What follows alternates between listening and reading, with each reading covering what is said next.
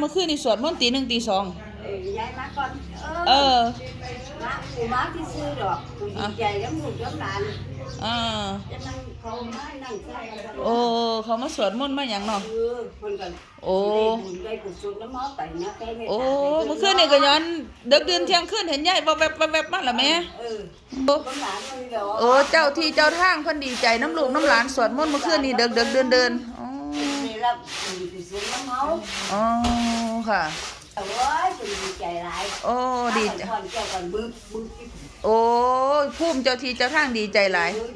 หวยบัดนี้งวดนี้ตัวเพิ่นสิให้ต่อ3ตัวตรงเนาะแม่เนาะ3 6ไปแล้ว6ตัวพุ่นน่ะ6ตัวโอ้ภูมิเจ้าที่เจ้าทางบ่ได้โม้แต่ว่าถืออีหลีเนาะแม่เนาะงวดที่แล้วที่มาของ972ตรงอยากแน่นอนแน่อยู่โอ้อยากแน่นอนบ่ได้โม้บ่ได้คุยยายว่าอยากแน่นอนเด้อพี่น้องผู้ใดเชื่อผู้ใดศรัทธาก็ได้3ตัวตรงเจ้าที่เจ้าทางดีใจแห้งฟ้อนอ้อมกันลงควงอยู่โอ้กูมาซ้อมมึงลูกของหลานจริงๆเด้อกูดีใจน้ำเขาโอ้ดีใจหลายสิฮอดให้ฮอด6ตัวเนาะยายเนาะโอ้สาธุ